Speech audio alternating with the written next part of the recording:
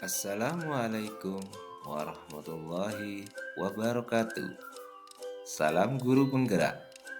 Pada kesempatan kali ini, perkenalkan saya Megah Alfa Trilova, PGP Angkatan 9 dari Kabupaten Jember, Unit Kerja UPTD Sadik SDN Sumber Jambe 2, Kecamatan Sumber Jambe, akan memaparkan kesimpulan dan refleksi pemikiran Ki Hajar Dewantara pada tugas koneksi antar materi modul 1.1.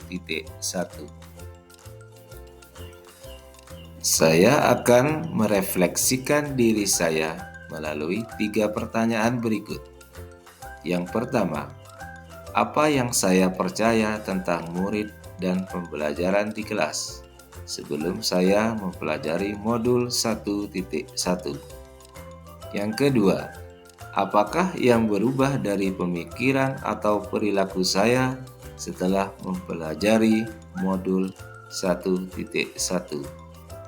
Yang ketiga, apa yang dapat segera saya terapkan lebih baik agar kelas saya mencerminkan pemikiran Ki Hajar Dewantara?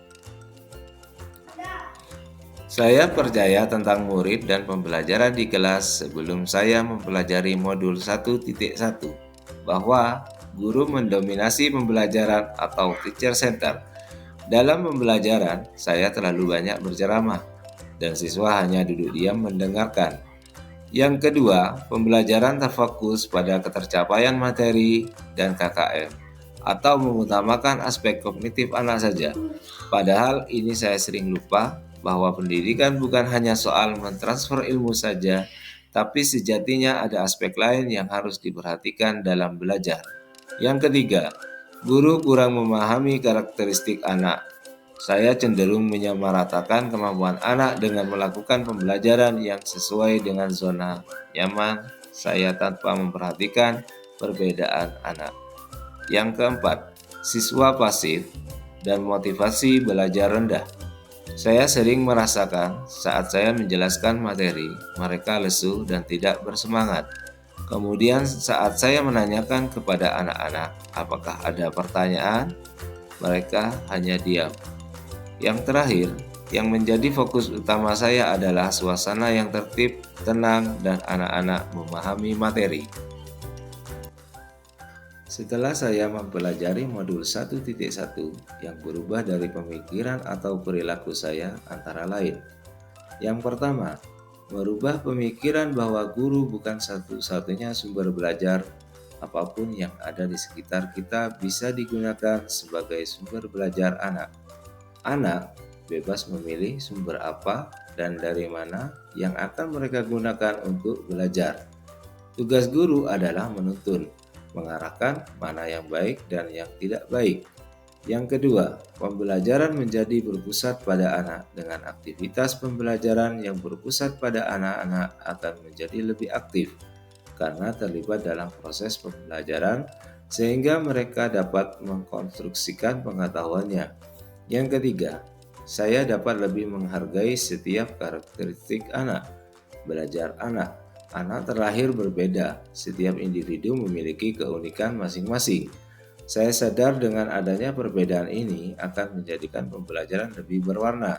Bagaimana sebagai seorang pamong, saya harus dapat menuntut anak sesuai dengan kodratnya. Selain itu, setelah mempelajari modul 1.1 ini, saya dapat merubah perilaku antara lain. Seorang guru dapat mengemas pembelajaran secara menarik agar motivasi belajar siswanya meningkat. Yang kedua, dalam pembelajaran seharusnya seorang guru dapat memerdekakan siswa. Salah satu contohnya adalah memberikan kebebasan kepada anak untuk menyelesaikan setiap tugas sesuai dengan minat, bakat, dan kreativitasnya masing-masing. Sebagai seorang pendidik, juga harus lebih cermat melihat bakat anak melalui observasi, wawancara, dan juga pendekatan personal agar kita lebih dekat dengan anak. Kemudian, agar kelas saya mencerminkan pemikiran Ki Hajar Dewantara, penerapan yang segera akan saya lakukan di kelas antara lain. Yang pertama, Merancang pembelajaran yang interaktif dan menyenangkan dengan melibatkan peserta didik. Yang kedua, menerapkan pembelajaran berbasis dan lokal dengan budaya setempat. Hal ini penting untuk kita terapkan pada anak saat ini mengingat perkembangan iptek banyak sekali. Anak-anak yang hilang nilai budayanya, di sini saya sebagai seorang guru berusaha memberikan penerapan materi terhadap kehidupan sehari-hari anak sesuai dengan kearifan lokal budaya setempat. Yang ketiga adalah menerapkan konsep merdeka belajar dan mengintegrasikan setiap pembelajaran dengan pencapaian profil pelajar Pancasila. Konsep merdeka belajar mengajarkan kita bagaimana seorang pendidik dapat memberikan kebebasan kepada anak untuk dapat bereksplorasi atas pengetahuannya agar mampu menghasilkan ide-ide kreatif dan inovatif dari mereka.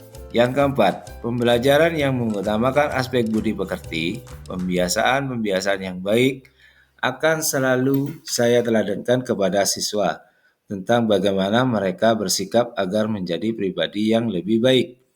Yang kelima, tidak lagi menuntut tetapi menuntun.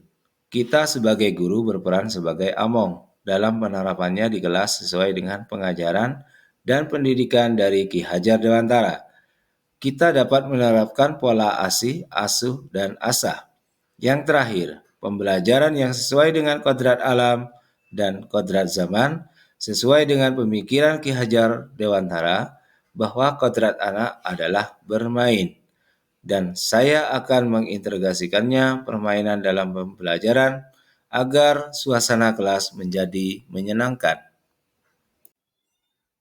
Kesimpulan yang dapat saya sampaikan yaitu dasar-dasar pemikiran dari Ki Hajar Dewantara harus segera kita terapkan dalam proses pembelajaran di kelas ataupun di sekolah. Di antaranya, pendidikan adalah menuntun anak sesuai dengan minat dan bakatnya. Pendidikan bukan hanya ilmu akademis saja, namun perlu penanaman budi pekerti yang baik. Kemudian pendidikan sejatinya adalah berhamba pada anak. Demikianlah pemaparan saya tentang koneksi antar materi, pemikiran filosofis Ki Hajar Dewantara. Mohon maaf apabila ada salah-salah kata dalam penyampaian. Salam dan bahagia. Saya akhiri. Wassalamualaikum warahmatullahi wabarakatuh.